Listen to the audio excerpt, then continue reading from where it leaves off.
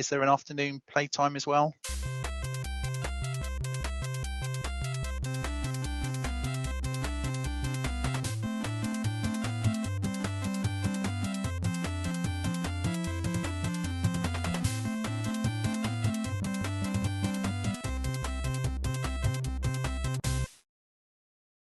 Welcome to Thinking Deeply About Primary Education, the podcast that makes time and space to think about pedagogy, teaching and learning, professional development, anything of interest to time-poor but enthusiasm-rich primary teachers. This week, I'm joined by Kristian Still.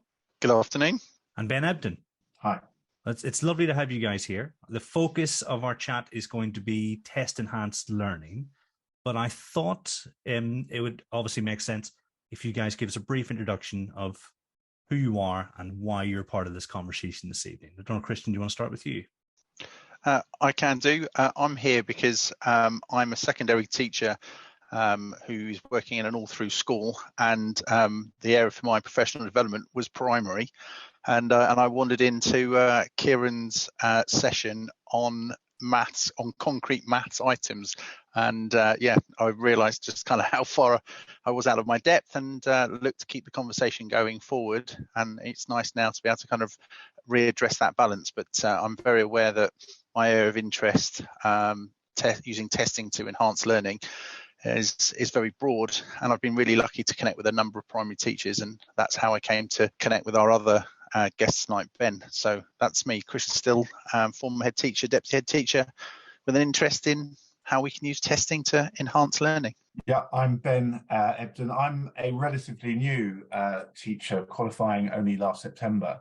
Before that, I was in the city for about 30 years, and I'm in primary. I'm in year 5 at the moment, and I suppose why I've been invited here today really is because Kristian and I were speaking about the journey I've been on. When I first started teaching, I was very willing to accept performance as evidence of learning, and it would frustrate me 2 or 3 days later when I would ask children a question and that they should know the answer of, in my mind, because I thought I'd taught it beautifully, and of course, in a lot of cases, they wouldn't know the answer. So that sent me on a mission, if you like, to find out what I was doing wrong, why I wasn't getting my points across in the way I should have been, why children weren't remembering them, and why they then weren't able to build on them.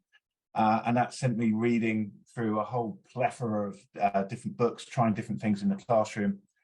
And I came across Kristian's book and got in contact with him with a few sort of questions, and our conversation sort of went from there.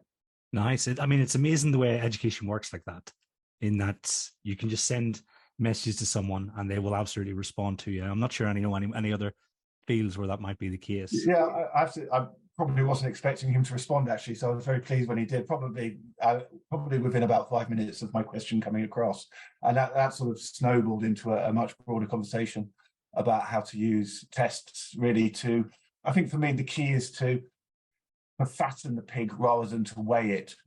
So I always assumed that testing was about seeing how much students had learned. I didn't realize that it was actually a tool to make sure they did learn, or to help them with that learning. And that's what's really been helpful for me. So I was very lucky, Kristian, to have sort of advanced side of your book, but I think I've explained, when I recommended on the podcast, I explained that in those situations, you've got a very tight frame in which to read the book. And so I've actually gone back, and I'm probably about 2/3 of the way through my second read, but this time it's much more enjoyable because it's paper, and I've got the time to take my time. But I've used that 1 2/3 read to inspire my questions, and I'm going to adopt the position of complete novice, because obviously that's the stance I like to take in these. The interview's not about me; it's about you guys and your thoughts on education. So my first question, I suppose it makes sense. What do we mean by test-enhanced learning? I think we should start with Ben, because again, I think one of the reasons I got back in contact with Ben is I think I get a lot back from talking to Ben, because of course you're writing for an audience, and Ben is like a live audience, and I think he's already hit on the first part, which I'm hoping will be will rock a few boats, and that we don't see testing as terminal. as something that's done at the end. But I'm going to pause there. But I've got a few things on what I think it is. But maybe the best insight is how it's changed Ben's view. Are you happy answering that one, Ben? Yeah, sure. I mean, as I said earlier, I think for me, testing is a tool to help children learn. It's not only a tool that you use at the end of a unit to find out how much they've learned and how successful your teaching's been. It's actually to help them learn the content as you're going along. And for me, that was a big mind shift. During training, I'd really only seen testing used, testing used to really find out how children had done, not to help them on that journey. And by building in tests before a unit, just to check prior knowledge, but also actually to do some pre-testing as well as some of the things that we're going to be coming across in that particular unit, and then test throughout lessons, and then at the end of the unit, and then keep testing on that knowledge has been a really helpful experience for me. I think the first thing I actually did was make sure that I was really clear with myself and the people I'm planning with, the other teacher I'm planning with, about what the key knowledge was that we needed the children, first of all, to have before we actually started the unit as the prerequisite. And then secondly, what we needed them to know by the end of the unit. And so we had to do that in advance. And then once you've got that in your head, you can be really sort of laser sharp about the tests that you use throughout that process. And then by the time you've got to the end of the unit, you can see the knowledge is where you need it to be, but it doesn't stop there. Unfortunately, what we found is that after the unit's finished, you've got to then revisit it again and again and again. And the more you revisit it, what we're noticing is the more successful all students in the class are being at recalling it. In fact, some of the biggest successes that we're seeing is with those who have got short or smaller working memories, or short, I would say we're more challenged with them at working memory. We're seeing that they're able to retrieve much more as a result of the testing. And for me, that's been absolutely a breakthrough. Did that answer your question? I sort of went round in circles then a bit, I'm afraid. No, I think it absolutely did. And it's wonderful to hear because, Kristian's talking about his response is going to ruffle feathers. You often have this sort of mindset that perhaps some of these things don't apply to primary because children are young. But having also experienced the impact that this can have, thinking back to the sort of schools I've taught and the pupils I've taught, working memory, like your blog of the weekend, Kristian, has been a big issue. And, having this sort of potential response, it really helps teachers out. Can I build on something you've actually said, Kieran, as well, which is about it applying really to primary school. And I think it is so important in primary school because we are laying down the prior knowledge or the foundations for how children are going to be seeing the world in their secondary education and beyond that. And as we know, everything you see, you interpret it, and you through the prior knowledge that you've got. And the more that we can make stick in the children's minds, the more they're going to notice when they walk down the street, and the more they're going to get from their secondary education. So for me, it's absolutely critical in primary.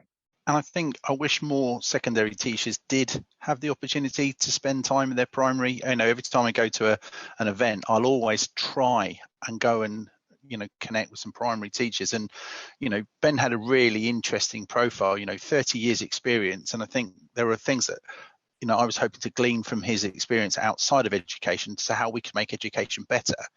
And then to add that, working with primary and going forward on a journey, because what you find is you come to the end of writing a book, and the way you feel about certainly the beginning of the book, or some of the things that you initially thought and worked on, it becomes a real tight mesh. It's more like a plate of spaghetti. If I pull on one thread now, the whole plate moves, in some way.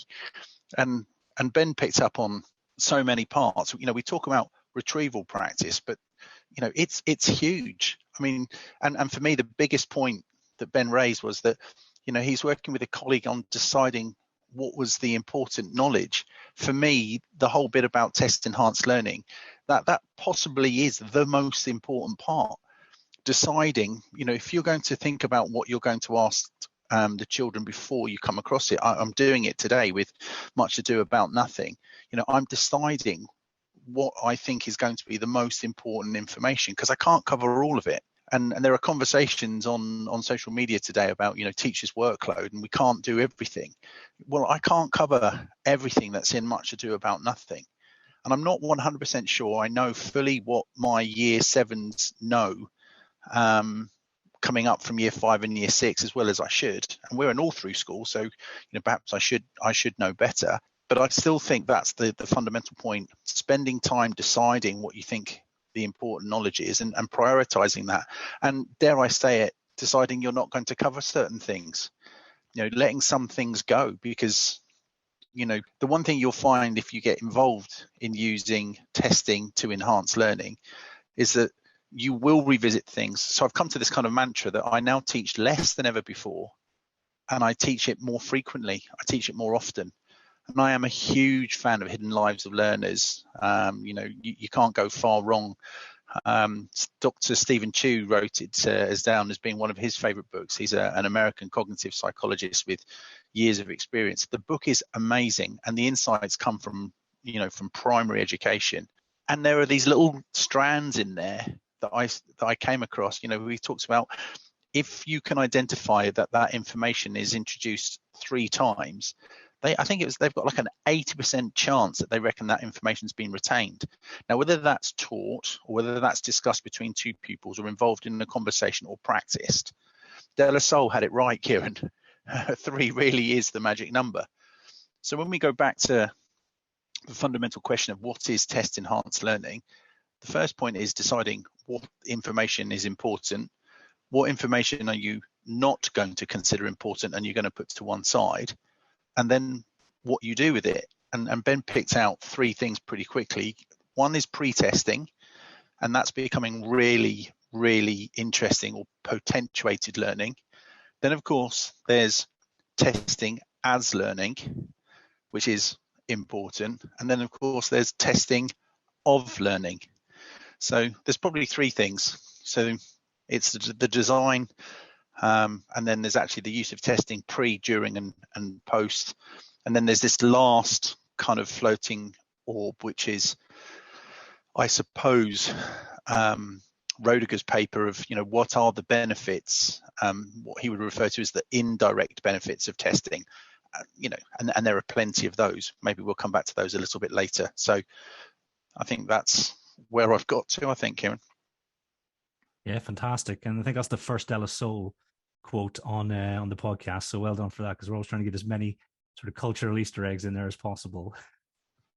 Just to build on that, not the De La Salle quote, I'm afraid, but more generally, I think it's also really helpful for the children to get an understanding of exactly where they are in the learning too. So, for example, even if you're looking at something really basic like spellings, if you do a pre-test a couple of days before your weekly spelling test and someone was convinced they were going to get 10 out of 10, but for some reason they get 4 wrong, you can bet your bottom dollar that when they go home that night, they're surprised. They're surprised by the fact they didn't get it correct, and they're going to make sure that they get it right when the real test comes around. That element of surprise when they think, oh, I thought I knew that, can be really, really helpful. Yeah, I've seen it with my boys, actually. Sometimes they'll be complacent about their spellings, and yeah, I've seen them go and work twice as hard as a result because they don't want that feeling again. So yeah, Is there anything else that makes it important for teachers to know about and to consider? Is there anything else you would add in terms of here's why teachers need to know about this? From a practical perspective, seeing children who were disengaged becoming more engaged and working much, much harder because they can see success has been a real benefit, on a practical benefit for me. It's that success breeds motivation, and you see it very, very quickly with testing. When you're testing for success, you might start slightly simpler to get people used to it because it's a bit of a change to their routine. But once they start seeing success, I've seen such a improvement in attitudes generally from everyone in the class who are working really, really hard, I think, and this is one of the key reasons. So the first one for me is I'm very passionate about this profession, and I don't think we always do as good a job of looking after the people that's within it. And that's why I'm really interested in chatting to Ben about, about the environment. And I think teachers are working tremendously hard, and if we decide what we're not going to do and we focus on what we are going to do, I actually think there's a workload element that promotes the use of test enhanced learning, because of course once you've got the prioritized information, and if you're working in small teams like Ben is, of course you're using that more than once. So just on a very practical level, on a logistical level, it works. Then on the other part, it's the research that's really interesting. This is a guy called Peckrun, and he talks about motivation success being bidirectional, and testing works. And whether you want to call it testing or not, maybe that's the misnomer, right? Asking questions. If you ask questions and how you frame those questions, if you move the dial so you're looking at a much higher success rate, you do get children that buy in. So I've had some really poignant success with disaffected learners on the fringe. I can talk about working in alternative provision where the boys, this was an all-boy group, where with that, actually that's there was one young lady in there, year 10 students, and they managed to read their first ever book, right? They read the whole book, and for them it was The Maze Runner, and we quizzed all the way through it. Now they knew a lot about the book, but it was the quizzing, and they were expecting quizzes and questions, and they were paying attention to what was going on. And these are not the easiest children to reach. So certainly the success motivation is there, and then ultimately, isn't it about our children knowing themselves? And some really nice examples previously about children actually taking on board the inherent feedback of a quiz and deciding that I haven't got the score that I thought I was going to get.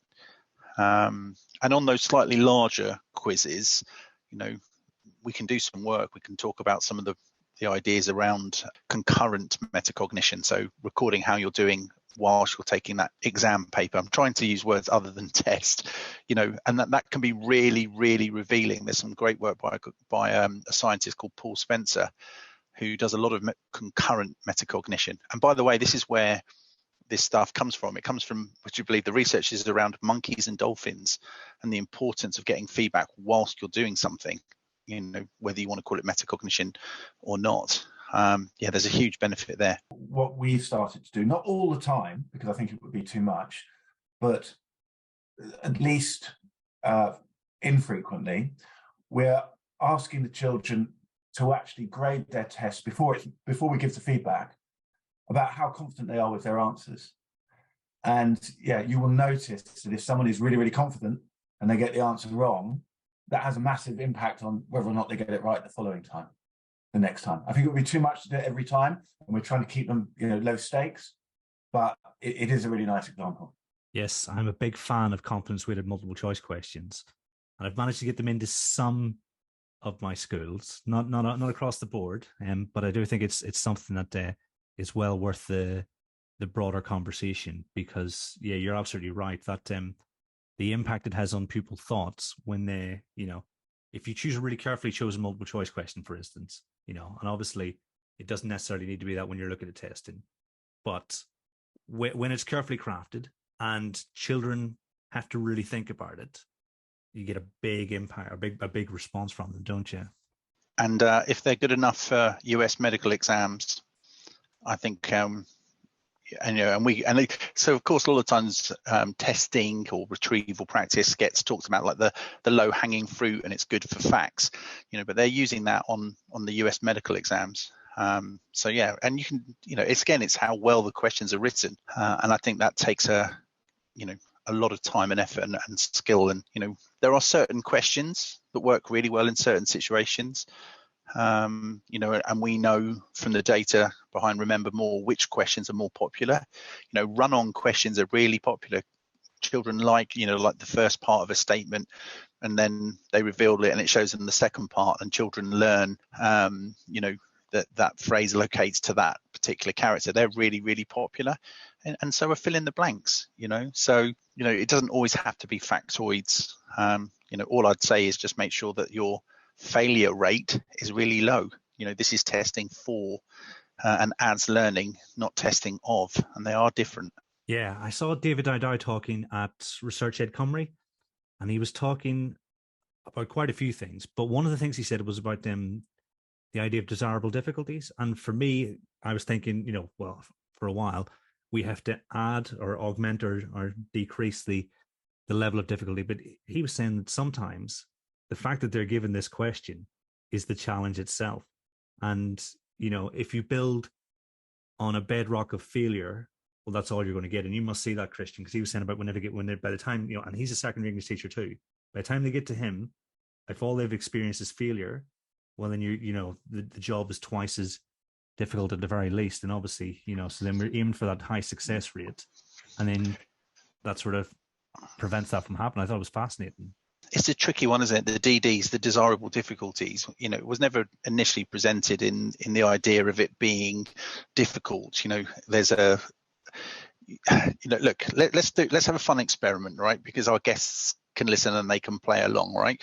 So it's all about I don't know if it's a true word, David would know, but this idea of diagnosticity, the cue has to direct you to the answer. And that's where the complexity lies. So, let's go for a really simple one. It's a color. Name me a color. And there are absolutely, hundreds upon thousands. And that won't tell us anything over the children that have a really broad vocabulary and have lots of colors. So let's increase the diagnosticity and let's go for a color with 6 letters. All right, so I presume, Kieran, you've got one, and Ben, you've got one. Right, do you want to just shout out what your answers are? I've got purple, and I'm just trying to make sure it's got 6 letters. So is everybody else that's listening to this as they're going along now. Purple as well, so I'm glad it has 6 letters. Okay, so what's really interesting about that is the next clue.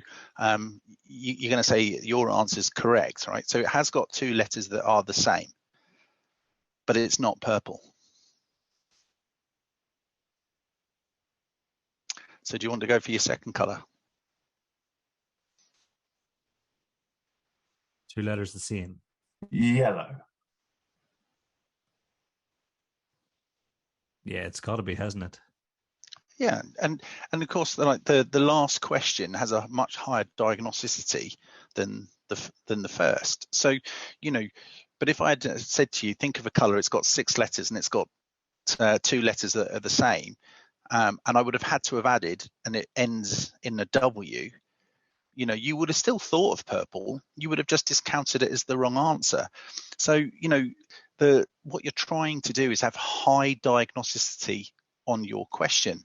It's a color, it's got 6 letters, well, there's purple and there's yellow, so I need more information. So it's got 2 letters that are the same. It ends in W, but you still have to think really hard, and you're going to go through all the colors and before you get to yellow. So this is the thing, the desirable difficulty, even with a very, very simple question like that, the important thing is you don't want to have lots of repeated failures, because then I've either got to ask you another question or I've got to give you some more information, and you spend too much time when, if I just said, the color I want you to know about is yellow, you just got to provide a frame. And I think that goes, with those spellings. I think it's really interesting. Spellings are an interesting one where they've got to learn those. And I'm actually teaching some year 4 spelling next term when I go back in. And I was asking them about how much of that word do you need to give them so that they can get to success? Because for some children in that class, they will be able to spell the whole, and some of them weren't. So, I want the children to be successful. I want to lower the failure rate. So how much of that word do I give them before they get that right? And here's the point. When it's new sense data or new information and learning, the desirable difficulty of organizing those letters and those sounds, that's tremendously complicated and complex, potentially for a word that they can't necessarily even pronounce.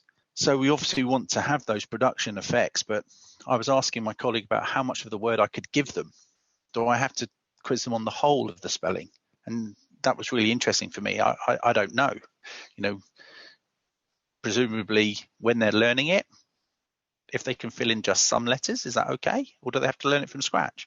We're just about to start, with Much Ado About Nothing, but there's 20 characters, they've got to know who all these characters are, and in this particular play, there are characters that are pairing up with others, and I think it's always really interesting where you can put up a few. I used to say, look, here are the characters and here they are. We might show you some type of relationship between them. And, like Ben was saying, I thought I'd done a really good job. It's a stunning looking slide, maybe some headshots, and and you'd go in the following day and you'd be lucky if they knew two of the characters. So I think with something like that, I might only decide in lesson 1 to introduce, maybe just the characters that appear in that opening piece of text that we look at. And we'll probably quiz them. I'll probably start with, can you name me any characters from Much Ado About Nothing? And I'm expecting a very low return rate, unless it turns out that, they've come across it, or maybe their parents have spoken to them about it, or maybe a parent was, a big fan of Keanu Reeves in the day and, they know that he's in it. But, I think that's the difference now, that we introduce information, and in that initial state as new information or sense data, it's super, super fragile, and even more fragile for you guys. How long does the information hang around in your classrooms, and how many characters would you guys introduce? Well, even less, right? Are you introducing any new texts, Ben, in your class in year 5? Yeah, we do. So they're not Shakespeare, but yeah, we will always have a book on the go. And you're right. I mean, children in year 5, their working memory is still developing. It will be for a good few years. And, I think we have to work on the assumption that they can probably only hold 3 or 4 things in their working memory at any one time. So we have to bear that in mind when we are introducing characters. We have to do it in context, and we have to, help the children build up a picture of those as individuals. And testing can be very, very helpful doing that, because it focuses the children's mind on what's the same about the characters or what's different about the characters. And that can be really, really helpful. And I find that the students love those after being in the classroom. They love those as homework activities. They absolutely love learning the characters and who they are and who they're connected to. And I think to myself about all those homeworks, you sent them home to do a piece of comprehension and, moving on with the text, and they haven't got a hand on who the characters are. So this is the thing, I think testing works really well when the fact of the matter is you need to know who these characters are in this particular story, and new characters come in, and, certainly with, maybe not so much a play, but even a text, it's a great way to anchor that information. And of course, because they get it quite quickly, it's lovely to say to them, can you name 10 characters? And they write down 10 characters, and they write down different characters. And all of a sudden, the next 10 minute slot of that lesson, they're in, the books are out, they've written 10 characters, their smiles, they're ready to go, they feel good about themselves, and they kind of say, what's next? And I think that's one of the biggest things about, the benefits of test enhanced learning, not necessarily the retrieval practice that's got all the headlines and the spotlights. I think it's what comes next. I mean, it's really clear why it's important for teachers to know about this. And, you said at the very start, Kristian, about how broad it was. Just there's so many different threads and cognitive psychology that you're pulling out there. And I'm thinking this conversation could be easily 4 hours if we went down absolutely every avenue. It'd be really interesting to know what this might look like in the classroom, and in particular, if there are any noticeable differences between primary and secondary applications. Well, I think we should start with the primary. And of course, Ben reminded us that the working memories become a bit of a focus for me. 4 to 14 is that kind of window. And then within those classes, you've got quite a lot of difference. And I think if I was going to share anything with colleagues, it would be just making very clear about what is new information and what is knowledge that you're recalling. And anything that is new, however much you were expecting to introduce or get over, halve it and halve it again. You'd be much better off introducing 3 characters, 3 or 4 times, or putting 4 characters' names up on the board and hitting reorder. So, you've put the character name in, you said who they are, you display them on the board, and you ask the children, right, who are these characters? You'd be far better off starting with 3 or 4 and repeating it and then moving on than, covering all 20 characters. I think that's the biggest thing, for the younger learners, when it is new information, really scaling it back, massively scaling it back. And of course, if the diagnosis of the cue is pretty good, so who is Malcolm or who is Leonardo, that's pretty straightforward. Leonardo is the head of the Messina town. There's not, he's the father of Hero. Already you've got 2 or 3 bits of information about that character. That's plenty. That's absolutely plenty.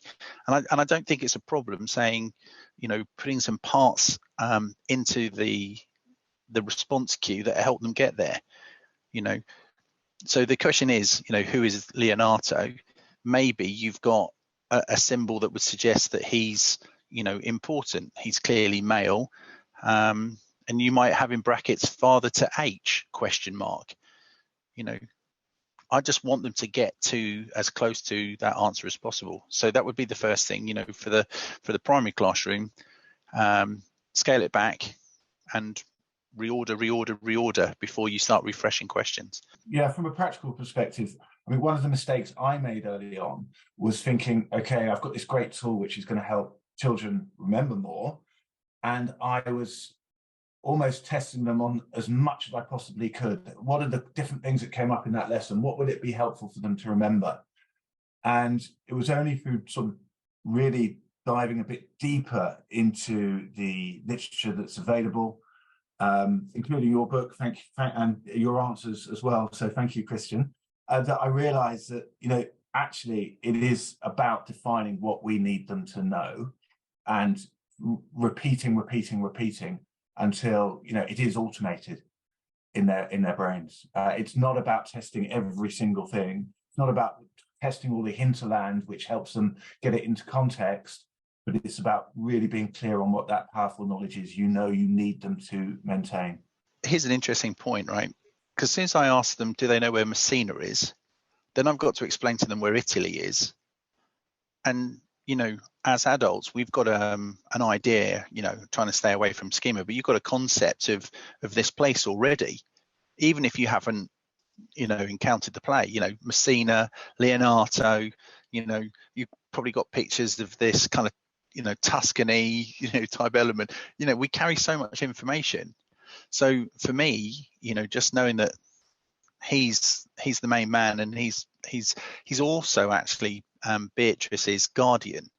So, why isn't he her father? Then you've got to explain to her, why does an older gentleman end up having guardianship over another girl? These two are cousins. Then you're into all sorts of other things, aren't you? Why is he her guardian? What's happened to her parents? And the kids come out with all these weird and wonderful questions, which are really, really important. I just want you to know that he's the head of the town, he's father to Hero, and guardian to Beatrice. I think the more interesting question is, how might a father differ in his parenting of his own daughter and his ward? I think that would be an interesting question, but I'm not sure if even my year 7s and 8s will be able to handle that. So the first thing I think I don't think too much changes in terms of the questions. I'd even say that the primary children I work with, they are more resilient at getting it wrong, and they will pepper out more ideas. I think some of the older students capitulate quite quickly, actually. So, but as I said, maybe pausing for thought about what happens if they get it wrong. Actually, let's work on the premise that we can lead them to getting it right. So who is Leonardo? He is head of Messina, and what else? Then you're already feeding them part of the answer. They've got 50% of the answer, and he's also father to Hero and guardian to Beatrice. I think that's the main thing, really, really lower the failure rate. And I don't know, I will quite often give this information ahead of the lesson because it's available. So, I've actually had a couple of emails just the other week saying, "Sir, when's the deck coming out for when we go back? We go back in a week's time." But I've got quite a few children that actually do quite a lot of pre-learning, even in year 7 and 8. So they actually come to the class, and I bet you there'll be some primary children that will do the same. Yeah, because I'm not sponsored by your application, but you've got an app called Remember More. And I'm assuming that this would be really, you've essentially designed this to help with this process in classrooms. Am I right in thinking that? Yeah, look, it came out as a solution. The kids designed it. So 2 years ago, the kids said, this is what we want. So with the children, we kind of built it, and over 2 years, we put together, I'm not going to sugarcoat it. We are Lidl, in the supermarket space of testing tools, we're Lidl. You put the information in and it displays it on the screen, and then the children have access to that when they go home. And if they want to run it through an app, then they have another layer, which is a form of personalization that actually works with their responses, and it prioritizes the cards. But let's keep it really simple. I need these children to know these 10 bits of information. You put it into Remember More, and you just pop that up on the screen. And the reason I like that is that those questions are always available to me. I can fill spare time. I can put those questions up at the beginning. I can deliver my lesson, and I can jump back onto them at any time. And then there are 2 buttons. So if you select, let's say, these 5 bits of information, you would be surprised. Well, maybe primary colleagues will be less surprised, but if you ask the same questions, and let's say there's 4 of them, and you just reorder those questions, you would be surprised at how many children struggle. You've just taught it, you've shared with them the information, you say, look, you've done really well, let's just make sure we've got that, and you hit reorder, your success rate falls back down again. But we've only just done this. So you've got reorder, and I use that quite a lot. And let's say you've got 20 characters, and you've reordered a couple of times and they've got those characters. If you hit refresh, it will take another selection of random cards from the selection that you've predetermined. So yeah, look, we joke. We say that we're faster than Usain Bolt. There's no login. The information is up on the screen within 10 seconds and you're quizzing. So for homework, we looked at the characters today, go home. We're going to look at them again tomorrow. If you want to do well, you want to show off in class, learn them. There's a lovely quote from one of the year 7s for a magazine article that I wrote. She said, we're no longer tested in class about our knowledge. We're tested about whether we want to do well or not. And I asked her what she meant by that. And she said, well, the knowledge is available. We know we're being tested in class. Isn't it just about whether or not we want to do well or not? I went, yeah, I suppose so. That's amazing. I mean, I think you're being a bit deprecating saying you're little, because what perhaps a lot of those other companies won't have is someone who's in the classroom testing this out with their kids all the time, so it's informed by the institutional knowledge. That's really important, because there are many brands of sort of spaced retrieval applications, but not all of them get it right all the time, because I've certainly tried in my own learning and I'm yet to find one I'm 100% satisfied with. So as soon as I read the first draft, I went to download Remember More, and then it asked me for a school code. Group code, yeah. A group code. I thought, well, maybe I'll follow this up another time. Okay, so this is where Ben is at the moment. Okay, so there are 3 parts. Classroom just puts your questions up on the board for teachers.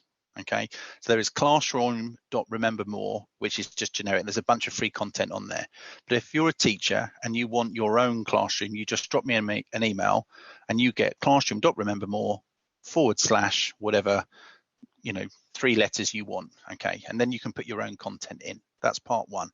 I use that every day. If I don't quiz, I get in trouble. And a lot of children like using Classroom for some reason. But it the whole point about it is it's supposed to be absolutely low threshold. You're on and you're up and running. If you want the same content to run through your app once you've got in contact, that's also free. So if you want to try it out, you just use the group code demo school. What that then gives you is a third component part, which then returns the information to you of the cohort that are using the app. And what that tells me is what the class knows confidently and what the class doesn't know. So a really good example is we're doing holes, which I'm sure many people will be familiar with. And I had, it's obviously set in an American, or it's pictured as being an American camp. And the children had reported they didn't know what that meant. And I had just presumed the kids would have seen, or have an understanding of what an American, camp should look like. As soon as I showed them a video, so the ratings for that particular question shot through the roof. So what that does is it just tells you what the children are securing and not, and then you can really start to adapt your teaching. And then, I don't set any homework. I haven't set any homework this year. I just say, I would like you to go on and make sure you're ready for chapters, 18 and 19, and it tells me how long they've been working. So there are 3 parts: classroom for just presenting information. The app is free. Kids just have it on their phones. It personalizes the content, and then the teachers have the dashboard, and that then gives you insights. So there might be a particular topic, the children aren't getting, or there might be particular spellings that they're not getting right. It just tells you how they're getting on. I mean, lots of schools will have established what their core knowledge is, that they want pupils to leave the school for most subjects. Here by the end of your time at our primary school, we want you to know X, Y, and Z in each subject. So I think I can see a lot of benefits. Have you been testing this out, Ben? Yeah, so I've been testing it out. I start every single day with, do now as people come in, we have a rolling start. So there are questions on the whiteboard that I use the system for, waiting for people to have a go at. And that will be determined by how, what's coming up next, how long it is since I last quizzed a particular issue or a particular subject or a particular topic, and how well people are doing in it. And we will then spend some time talking about the answers. I mean, there's no point doing the test and not feeding back, I would say, because then you just get the same errors the next time. It's about helping the children understand where they've gone wrong.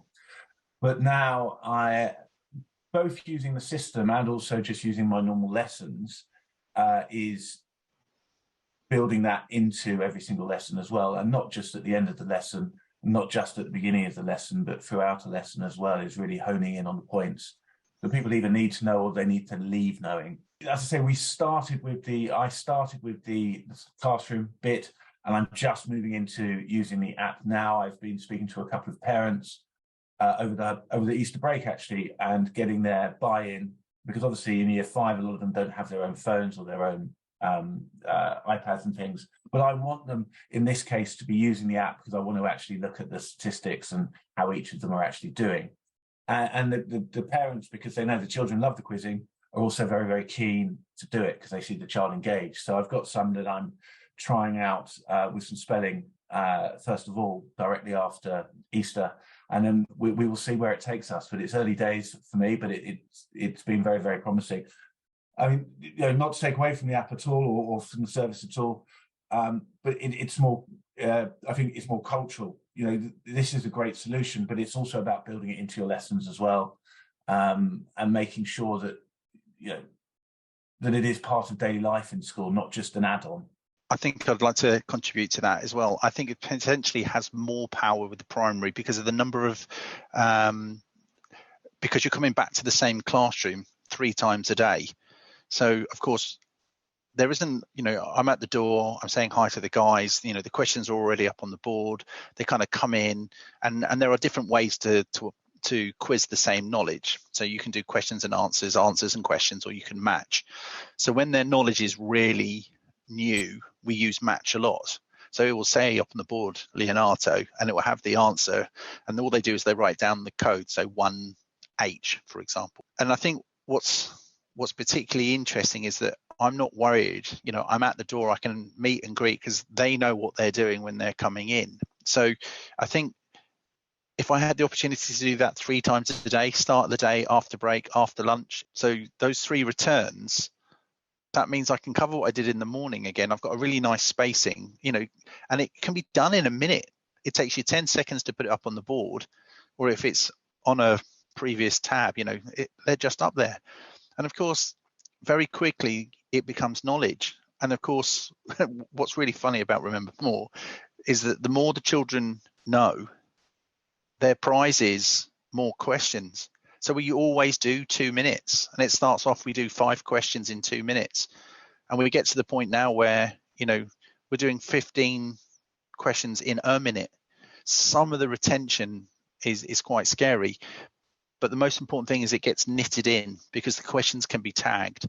So I can ask questions about Act 1, or I can ask questions about Leonardo, and I can decide the breadth and the scope of the knowledge. But, it never ceases to amaze me. It takes about 12 to 15 classroom sessions before their confidence in themselves starts to surface. And there's an A-level biology teacher who is working on this with her A-level students, and she pretty much saw the same. So it doesn't matter whether they're A-level students or whether they're younger primary students. You just have to accept that you have to be the leading light. This is what we do. It makes you smarter. And then you recognize it as the lessons come along. And where do you know that from? And they say, oh, I got it off the card. Oh, that's amazing. You're the first person to do that today. That's a house point. Let's go with that again. What was it? Why do you think, what would be different between being someone's father and someone's guardian?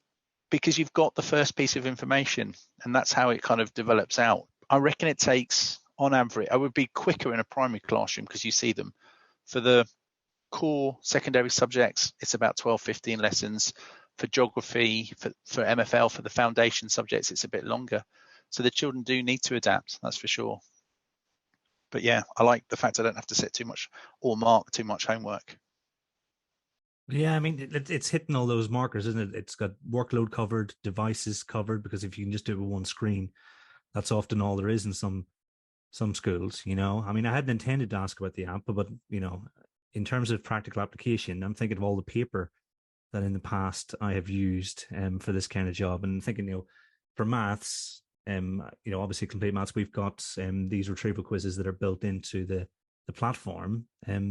This is almost the, if my design and technology, curriculum needs to be reinforced, where am I going to do that sort of thing, so unintentional, but I think well worth checking out for anyone who's listening, because I think that could be really, really useful.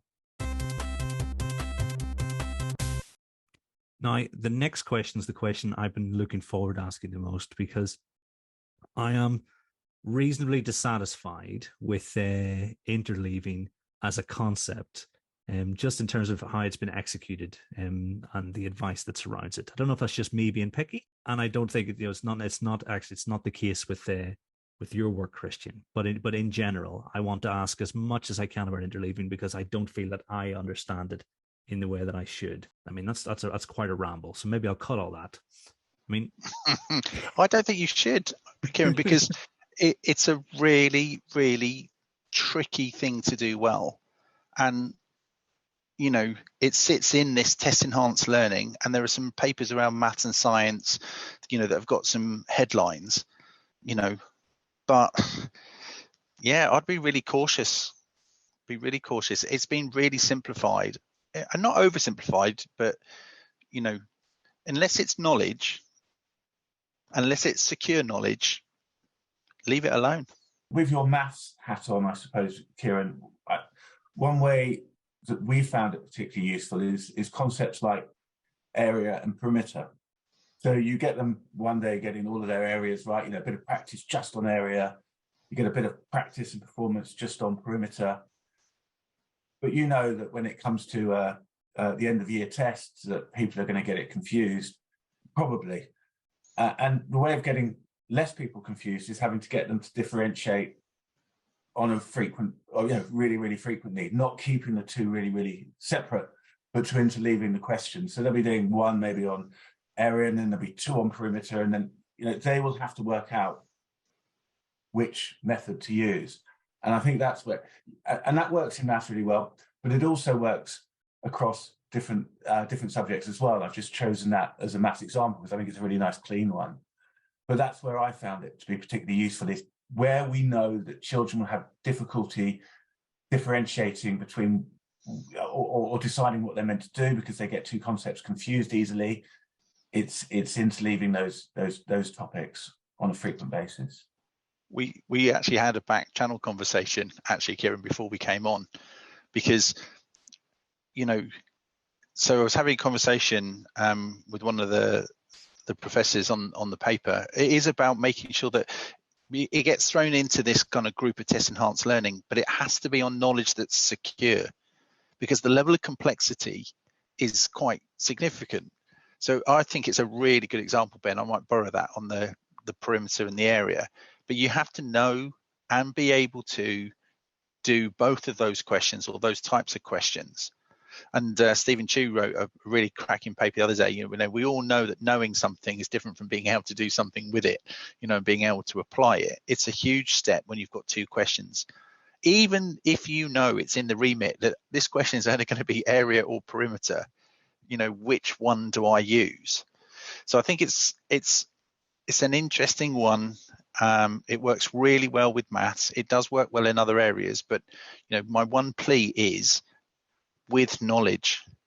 They need to be able to complete the worksheet of area questions at a relatively mastered level, and they also need to be able to articulate back the steps that they take to complete that. So it's a process question, isn't it? Do you know the different processes, and then apply it? So for example, I very rarely interleave different texts, but I might on occasions look at a character and define that character. I might then look at another character and define that character. And only once those two characters are understood will we start to look for the differences between them. And I think that's the key thing. I think they're wonderful examples, because this is why when I read Test Enhanced Learning, Kristian, I felt a whole lot more satisfied than I had with some of the other possibilities. And Ben, your example, I think, is perfect, because it's very much in the area of retrieval, whereas I've seen in the name of interleaving curricula organized so that Monday is number, Tuesday is shape, Wednesday, whatever you want it to be, data handling on Thursday, and then problem solving on Fridays. And so for me, I'm thinking, well, that doesn't seem like a very sensible way to organize the sequence of instruction. And so you're saying there, Kristian, retrieval of what? The interleaving is built into the retrieval process and your systems you have in place. So like, for instance, Mark McCourt will talk about bedded retrieval, and the idea that, when you see a ladder, that doesn't necessarily mean it's a trigonometry problem, because there are going to be multiple concepts embedded into this. And so it's more along those lines than it is the sequence in which I'll introduce. So it feels like I've understood what you're saying, in both in the book and through these examples. That's where I would land, having listened to you guys. Am I on the right lines? Yeah, I think you're on the right lines. It was really interesting. I can't think what Veronica's last name is now. So she was talking about, it's a really good strategy when you're coming back to those final parts of your revision, where you've done your revision on area and you've done your revision on perimeter, and then you have a look at that. I suppose, we're looking at that kind of, it's what you are retrieving. You're retrieving, the characteristics of the question, aren't you? You're trying to decode what the question is actually asking you to do. And then, the steps have to be in place, right? So the interleaving is to do with your ability to discriminate what the question is asking of you.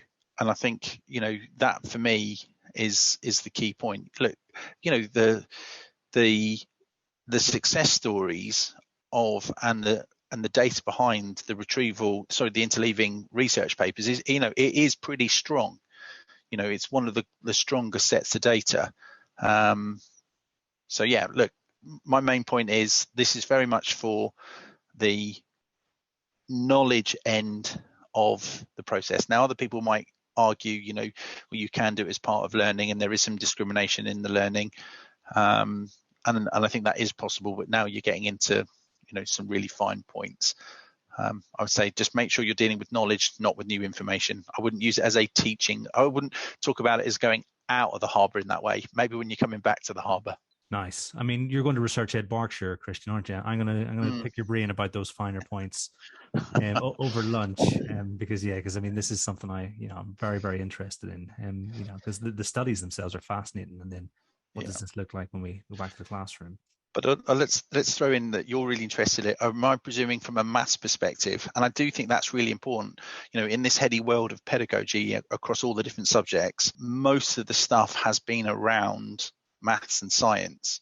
Of course, there's those really interesting studies on being able to discern which artists paint, artistic styles, and birds. I think bird species, but I think most of the researchers sit quite tightly in maths.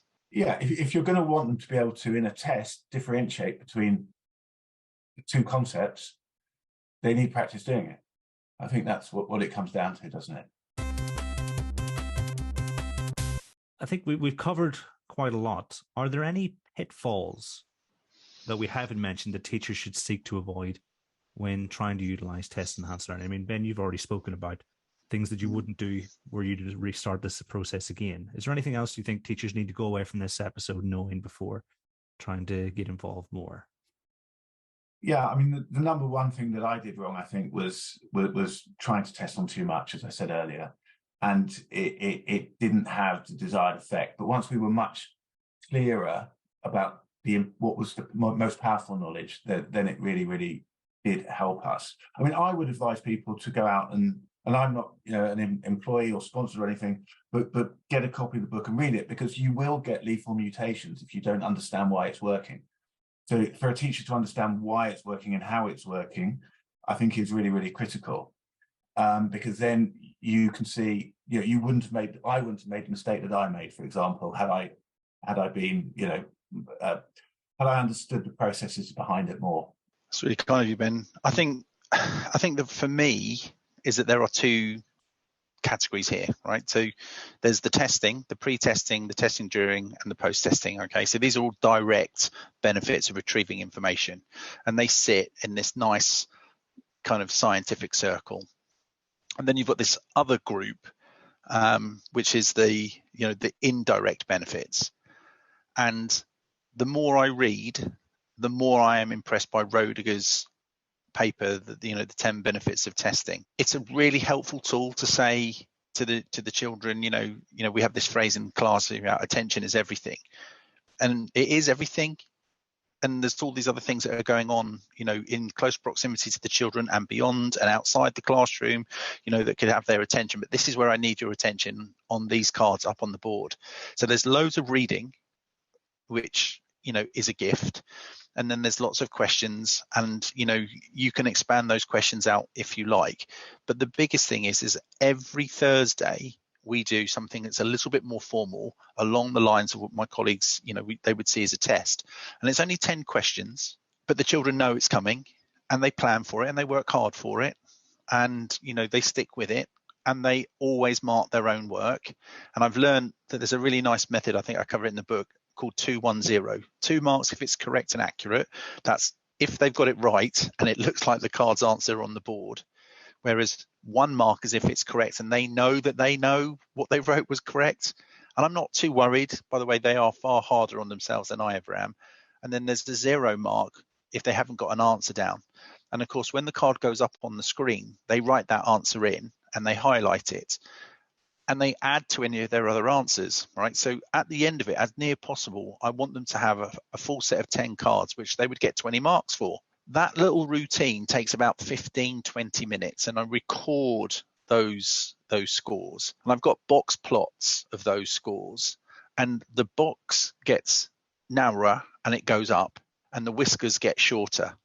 Now, I've done that about, probably 20, 30 times, and the pattern is almost identical. The moment they realize that they are getting smarter, they buy into that, and the variability within the group changes dramatically. So I would say that the two things are this. One, the children in class are definitely more attentive. They definitely take better notes. They definitely pay attention. They definitely understand it's not about who is the smartest, but we can all get to 20 out of 20. The whole idea is everybody goes with us, and that changes the culture in the classroom. And that's probably been, for me, the reason I stick with it, and I still, I keep pushing with this.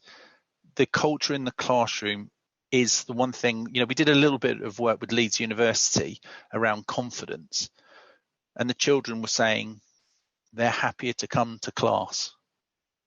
That's really what you want. I would certainly agree on that confidence point, and that seems to breed motivation. I think another thing that people have to be really careful about is if you're pre-testing, you've got to be careful about how you then go around assessing or feeding back to make sure that people know what the right answer is. The reason why I say that is it can be tempting to say, oh, everyone, what did you get in question number 1? And somebody will put their hand up, or you'll cold call someone to give the answer to number 1, and they'll have a misconception, and then that can be sort of spread out amongst the group. So you've got to be careful about how you make sure that they know what the right answer is without too many wrong answers coming out, which people are then thinking about the wrong answer instead of the right answer. Which is why when I'm doing it, I tend to really shy away from asking people what the answers are unless I know that they're going to get it right. So I've been around having a look at what they're writing, and then get them to elaborate a bit on it, or someone who I'm surprised got it right because they haven't got it right before, get them to elaborate on it. And I think that can be helpful, but you don't want to use it. You don't want to invite too many wrong answers, because otherwise that's what the children are thinking about. And that's when it takes us full circle, Kieran. That's when the high diagnosticity works really well. And we know that hints work really, really well. And on those pre-testing, it must be a joy to have those younger students, because, you've only got to ask a question. Well, you may be surprised how many of them already know it. So, you've saved class time there right away if you don't have to teach it. But it doesn't have to make it exciting. Were you around, Kieran, when they did the pedagogy on like what's in the box, and you take an empty box into class, and the whole lesson was about what's in the box? No, I mean, my only experience of what's in the box is the movie Seven, and obviously that's not necessarily suitable for primary schools. So the whole point about it is okay, it's again another kind of like an experiment. So you've got to imagine I've got a box and I'm going in to teach much ado about nothing.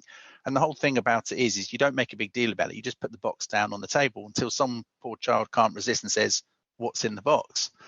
And all you say is, well, it's got something to do with the lesson. And it's just that whole curiosity. And I'll loan this out from Sarah Cottingham. It's very hard to be curious about something that you know nothing about. And that's where I think pre-testing is quite clever, because I could start by saying, have either of you two been to Italy? Have either of you two been to Messina? Have either of you two, read another Shakespeare play? What was it? Okay, well, and obviously you've told us that you've been, dip your toe into a bit of Macbeth. If you were to paint Macbeth in a colour, what colour would you use, Kieran? Oh, red, probably. Okay. Well, this play I'd paint in kind of a sunshine yellow. It's a bit different from your play. So what's in the box? And I think that's what the potentiation work is really exciting. Asking questions that potentiate the learning. The children dial in and tune in, because quite simply they want to know what the answer to what's in the box, or they want to know the answer to that particular question.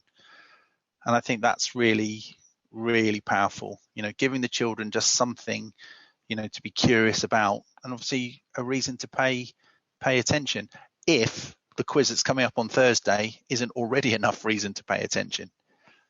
So I think that would probably be the point about, it's not, test enhanced learning is just one small slice of that bigger part that is teaching. But I think it's a really, really important one, because it's so easy to iterate. If I've got, a hint on a question, I can take that hint off, I can adapt that question, or I can make it easier. But yeah, it just makes teachers' lives a little bit more manageable, which is important. I suppose half of the teaching is getting stuff into people's heads.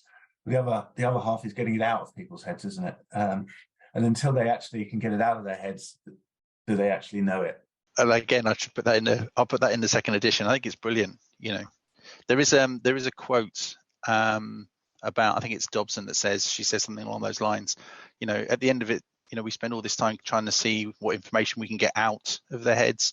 Maybe we should teach a little bit more like that in the first place. It's quite a privilege actually listening to how Ben's evolving and at the pace at which he's evolving, you know, because you're coming to teaching with 30 years worth of, you know, experience. There must be some things in education that surprise you and shock you, and other things you think, you know. Yeah. Well, I mean, the things that I suppose shocked me probably won't shock you two. But some of the funding is beyond belief. That's probably one for your outtakes. I mean, you know, the fact that what's been stripped away over the last 12 years is, until you're actually in it, I don't think you realise, you know, how much of their own money and their own resources teachers are spending or doing in their own time just to, you know, because they care about it so much. That's not immediately apparent from the outside, definitely. But no, I mean, on the journey, it's been so interesting because ITT, yeah, it's great. You get a real nice introduction, and it's really nice, and you know, it's you're not thrown into the deep end straight away. It's graduated, and I was very fortunate because the skit I was in was very, very keen on us understanding more about cognitive load theory and about memory and about how children learn. And I don't know, speaking to other people in my situation, how widespread that has been. I think the skit I was in was very, very, very keen on that.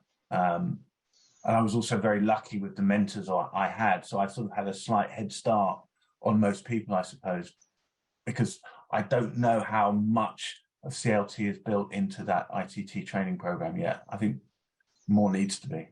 You know, that's interesting because the whole instruction thing is, you know, that's the whole point of test enhanced learning. It is all about efficiencies. There's a really interesting a bit of work that I covered. I wish I'd been able to cover more. Luke Eglinton is really challenging me to think differently about, you know, the role of feedback. Because I suppose, again, Kieran, we grew up on the whole, you know, feedback as fertilizer, and feedback is so, you know, is one of the most important things. And actually, I'm not so sure it is. I'm actually getting them to the right answer. So I don't spend a lot of time with feedback, actually. They spend a lot of time on feedback and on assessing their own work, and I use it a lot more for learning. But I try to avoid, you know, the long diversions if I can. And I'm quite happy to say that you know, we can't cover that. You know, if we've got time at the end, we'll come back to it. So I think that's maybe something that I didn't cover as much in the book, but, you know, what is the one thing that we are all shy of, apart from Ben's point on teachers spending their own money? It is time. This isn't an efficiency thing, and re-quizzing is super efficient. So yeah, if I could add that to the other question, I would just remind teachers just how efficient retesting or reteaching or re-quizzing is. You know, that would be important. I mean, that's a bombshell and a half to end on, you know. Challenging assessment and feedback. You're guaranteed to get yourself invited back for a follow-up on that. Because I want to know more, but we've already stretched the limits of in Ben's holiday, for instance, in particular. Yeah. You know, I can't believe how generous you've both been with your time tonight. All I have to do is say thank you so very much for joining me. I really appreciate it. Well, you're quite an inspiration to me, so it's it's nice. It's nice to be able to spend some time. And I no word of a lie, your session sunk my battleship that day. And I think, you know, I don't understand why we don't get more time to cross over and do stuff together. And to everyone at home, until next time, thanks for listening.